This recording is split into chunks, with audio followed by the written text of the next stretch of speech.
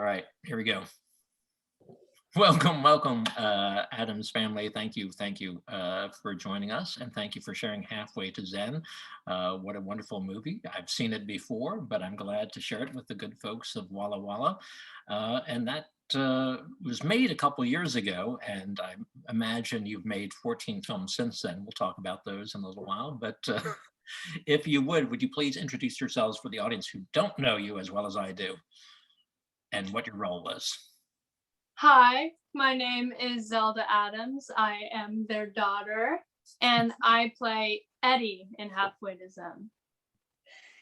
I'm Toby Poser, but in Adams, and I play Zelda's mom in Halfway to Zen, and I am her mom in real life too. And I play Zelda's dad, and I've been kind of like barred from the family for a little while, and the movie's about kind of my hopeful return. Well, I'm glad we could bring you back together for this this Q&A. That's fantastic. Yeah, they were nice to me. There's rules.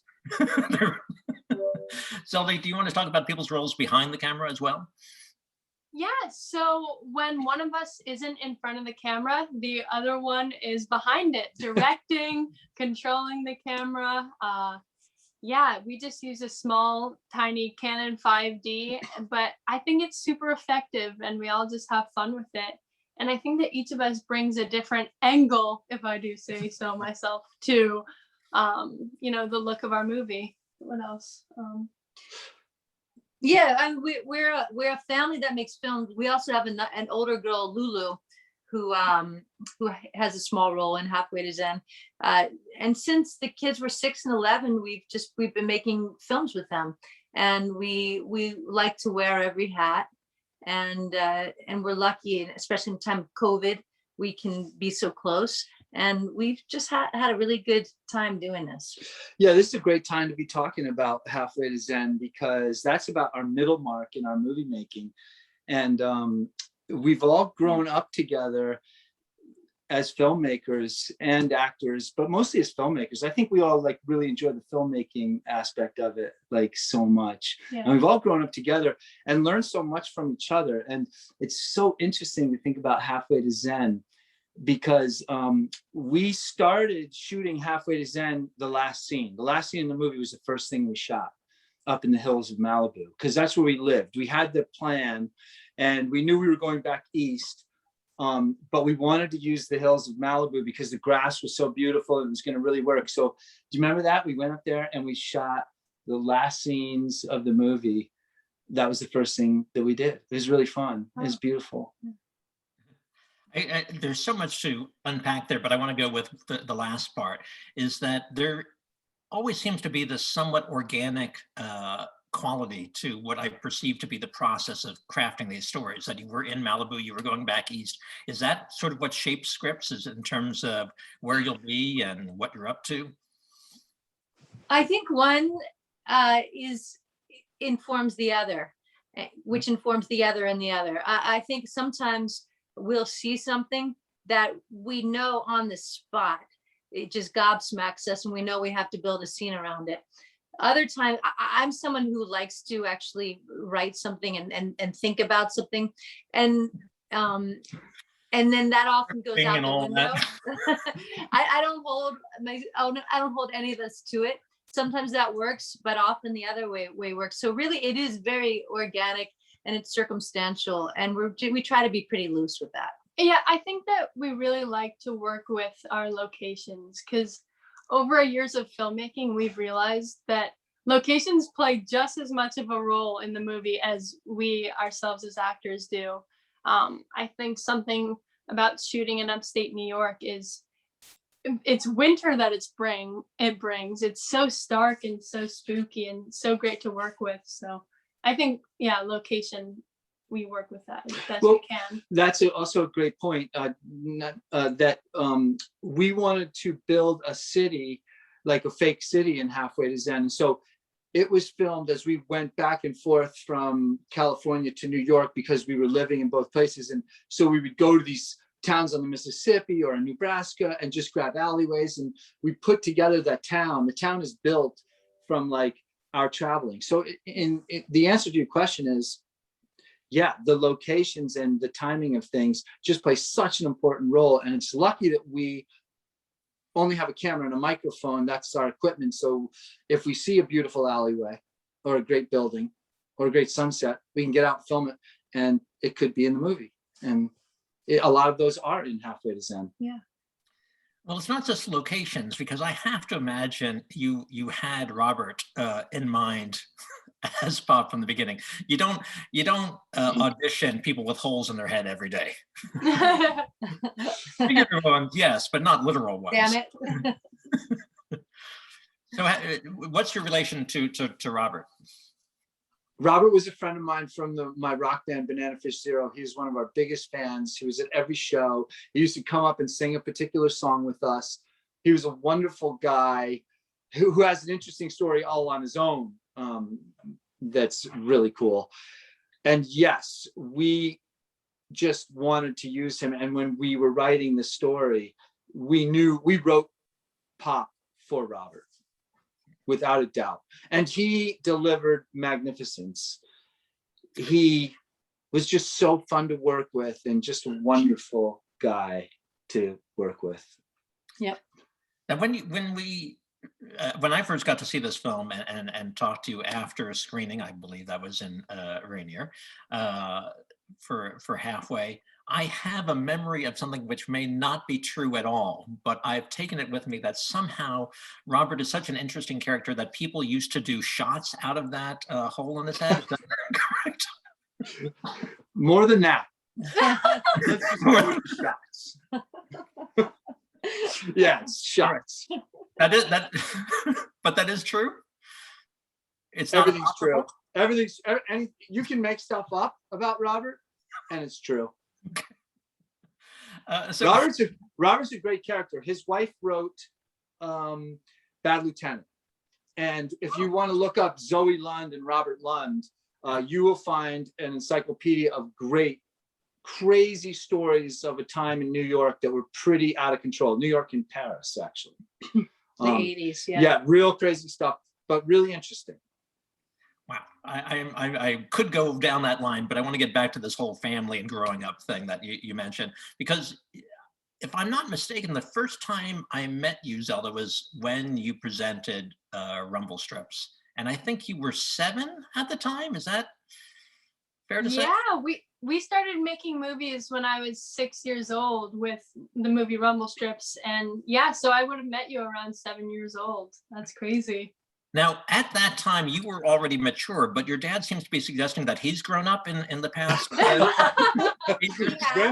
did I suggest that? Yeah. I have to believe that making movies together, I mean, you guys really are the definition of indie filmmaking in my mind, but doing this together has to bring you closer as a family, doesn't it? Or do you fight like cats and dogs on set? No, I don't think that we fight that much. I think that we get along super well. I consider us best friends, and especially throughout the process, we've just gotten closer and closer, and we know how each one of us works and what we bring to the table. And if we ever do have a disagreement, we say, all right, we're just going to shoot it 3 different ways, and in the editing process, we'll see which way looks best. And who normally comes out on top in that deal? Actually, the scene wins, or the cut wins. It's really true. It's if we have an argument, we don't have the time to sit around and argue, because usually we don't have a permit. We don't need the cops to come bust our ass. So it's like, let's just shoot this scene the 3 ways real fast and go home and look at it. And it's really true. It sounds silly, but the cut always tells you which is right. Not who is right, but which is right. Well played, and I actually believe that too. You were going to say something? Yeah, I think as we've moved along, I mean, we've made 6 or 7 features now together. We fight less. I mean, I think we really get along well now, because we've just trimmed a lot of the fat. You know, that we know what works for us and what doesn't, and we're open. We're also really trust each other to explore what each of us wants. So I think we've only gotten become a kinder and tighter unit as we've moved along. From the outside, I can see the films getting tighter and better and stronger, and they were really good to begin with. So it's a wonderful evolution. But what do you think that you've learned that you wish you had known back on Rumble Strips? I'm glad we didn't know anything when we shot Rumble Strips. Otherwise, we wouldn't have shot Rumble Strips. That's my answer. Like, I'm really thankful that we didn't know much, because we really have learned all the lessons. I mean, actually, someone like you has taught us a lot. Like, you've taught us about storytelling and about character and actually about plot. I remember I pitched an idea to a movie thing and you're like, but what's the plot? And I was like, what's plot? What does that mean? What is that? So it's like, I think we've just learned so much. And I think that if we had known anything at all, we wouldn't be where we are today, because we make a ton of mistakes, and people like you and the press or fans or anything, they point out our mistakes. And then the next movie, we fix what we screwed up. We try to fix what we screwed up, and we try to, carry on with what people enjoy, But if we had to say something, I'll just throw something in there. Technically, I would have loved to have known to protect a camera when you're shooting in the desert, because that camera for years on was just crunching it here because of how much we shot in the desert and Rumble Strips. But we're still wild people. We still do things all the time where we're just saying, what is our problem? That we go into a storm to shoot and we only have like a paper bag or, But it looked so good. Yeah. It's worth it. Because you just wouldn't do a lot of the things that we were lucky enough to do if you knew how stupid it was.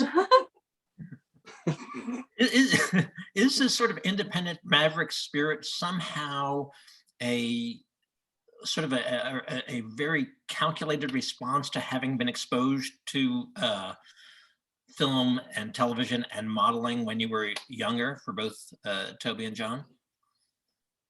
You answer. I think I think I would say a lot has to do with John just being kind of a maniac anyway. I mean, I always say he's missing the gene that allows you to say no. It's just not in his photography, in his vocabulary. So whereas, so I think from the get-go, it was just sort of like being thrown into this kaleidoscope or some kind of, bag of like exploding atoms. And so I never really compared it to what I had done. It was certainly more fun than being on set of a soap or something, which was a lot of fun. But in this case, it just was so much faster. We've never really allowed ourselves to get hung up on the perfection of a shot or, everything has to be just so. So I think coming out of what I came out of from acting in television and other films and on theater, I really appreciated the nature of our spontaneity. But I think that is because John really kind of threw us into it.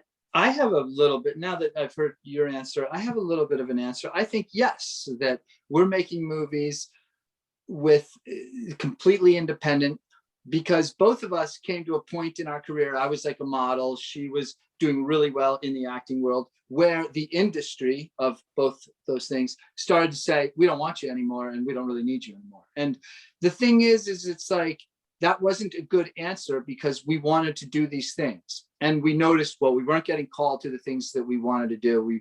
And we were getting neglected.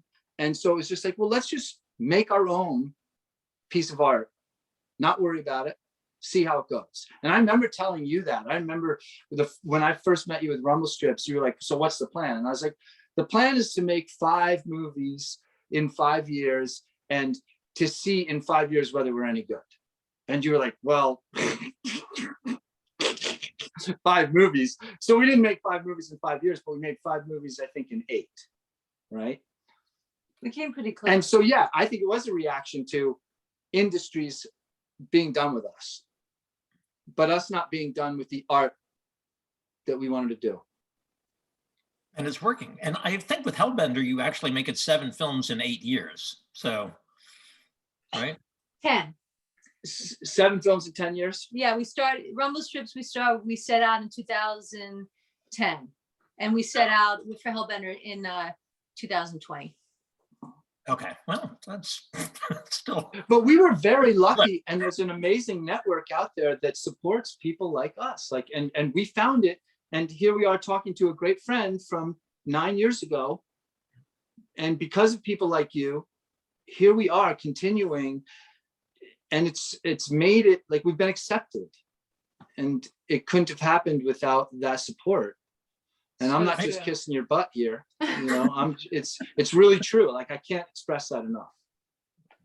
Well, thank you. And I mean, it's been great to watch the development, certainly. And I just did a screenplay reading not too long ago where one of the actors who I did not know just raved about the Addams Family as his inspiration for making movies. And that was just like, it was such a wonderful moment. It's like, and then the great part was, you know them? It's like, that's awesome. Thanks for telling us that. That's so nice. That is great. So thank you for giving me some bragging rights there. Zelda, you have such a bright future ahead of you. What do you see for yourself? Do you see continuing working with the family at all times, or branching out? Do you need to start dating just to expand your crew, or what? You know what?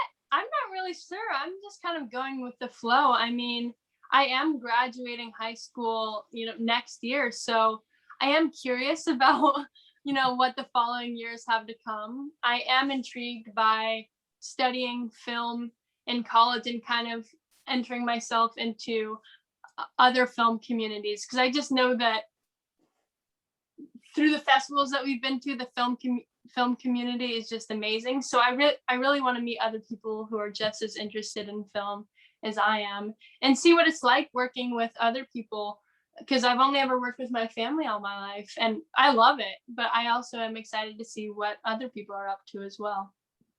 Sounds wise. Over the years, have you ever pulled allowance, or do you just get paid scale? Actually, she's the only one who gets paid. Yeah. So. And then we got to borrow money from her. I pay for all the dinners and everything around here. Do you want to say anything about Hellbender, since that's the next project coming down the pike? Yeah. No, I don't want to explain it. Who wants? Toby's the best. Because Toby's just been writing the production notes, and I think the things that you're saying about the Hellbender are terrific. Well, okay, I'll see what it came out of first. So, well, we have a band, Hellbender. So I like to say the way a note turns into a song, Hellbender the band kind of turned into Hellbender the movie. And so, but the story itself, I learned right before The Deeper You Dig came out into the world. I learned that my mother told me on her deathbed that I was donor conceived, that my dad, who I'd known for 50 years, he was deceased, was not my biological dad. And it was just, of course, the neurons are firing, and we're like, well, what kind of cool story can come out of that? Like, what if my dad is like some psychotic dude, what if he's the devil?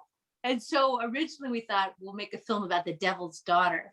And that just evolved as all of our stories evolve. We throw a lot of spaghetti on the wall before we eventually hit the story that we go with, which is also evolving as we make it. So eventually we came up with the idea of Hellbender. And in short, it's a story about a young woman's coming into her power and self-realization, and it's also about parenthood, but through this strange lens of the supernatural, because they're not your normal humans. They come from a long bloodline of people who have a great thirst for power and blood and fear that runs through that blood. That's all I'm going to say. And they also just happen to have a rock band. So it's a normal family like any other. the mom sneaks off to like eat things that make her high. They're not joints. And the daughter looks in the mirror and wonders who she is. And but they're supernatural people. And one of the things that we really noticed with the deep, well, we did, our first horror movie was called Etheredge, that Zelda and I did together as a test run. And then we did The Deeper You Dig, and it was really accepted. Both of those two were accepted by the horror community. And we realized how welcoming the horror community is to people like us. Like, they're craving new material. They allow you to express yourself. They allow you to take chances. They are very, very welcoming. And so we knew we wanted to continue making horror. And one of the reasons is because we can make a really great drama about a mother and a daughter, and a daughter coming of age, and disguise it in blood. But it's really just this terrific little drama that's this wonderful little story doused in blood. And I love Hellbender. These two are the stars of Hellbender, and they're acting. Warren, you're gonna really, this is your kind of thing. And Lulu's in it, and she's great. She's in it again. She has a formidable role, and she's a wonderful sunny counterpoint to Zelda's character. No adjective for Zelda. We get Sunny Lulu and that one. It's so exciting to hear that Lulu's going to be back. Yes, she's terrific. She is. But this was in the time of COVID, which I think our film also, for those who want to see it, will see some parallels to life in a time of COVID, because COVID really killed closeness. And this is a movie about two people, a mother and a daughter, who feel very isolated in a world that they can never fit into, whether they would like to or not. And literally when we were shooting, we couldn't get close to people. Even Lulu, who we were traveling while we shot it, she would meet us on the weekends on the coast of Oregon, let's say, but we couldn't do very intimate scenes. And I think it informed how we shot, and it also helped stretch out those themes in our movie. It was cool. Toby had written a really big, like, because of The Deep You Dig, we had people interested in putting up money to shoot our next movie. So Toby had written this wonderful script, things were in motion, and then COVID happened, and all those things that were in motion were taken out. You know, it was like, well, yeah, everything's pulled back. And it was like, well, we're not gonna stop. We're not gonna take a year off and wait for this. And so we lived in an RV, and the theme that Toby had originally written is exactly the same. Just the details got completely stripped down, which in the end was so much to our advantage, because suddenly we were just back to what we do, you know, and we were gearing up to be like, hey, we're gonna like have a production and like shoot with lots of people and woohoo. And it was beautiful, because life was just like snatched it away. And there we were left with the three of us and Lulu, and it was perfect. And we are so excited about what's coming. I so love the energy and the attitude. And I'm just curious, as a, sort of a final question, is there anything you've ever encountered that feels like an insurmountable obstacle, or like everything can be taken care of? I mean, I can't really think of any obstacles. I think an obvious one is like a huge fun for our movies, but I like, that's not an obstacle, that's just a pain in the ass. Yeah, I think that's called a producer. Yeah. I can't think of any obstacles. I think everything that we have is to our advantage, because we've kind of trained ourselves to look at obstacles like our friends. They're just the weird friend who you kind of really learn to love, and eventually you see life in such a different light because of that weird friend. That's what obstacles are for us. And we've trained ourselves to feel that way. Well, I haven't seen you run into any roadblocks. I see nothing but successful movies. I can't wait to see the Deeper You Dig and Hellbender, hopefully on the big screen at the Power House Theatre at some point in the not too distant future. I presume Hellbender will have some big theatrical or at least festival release as well. Looking forward to that. And I have to say, just for myself, that while that person's actor in the screenplay reading was inspired by you, I am as well.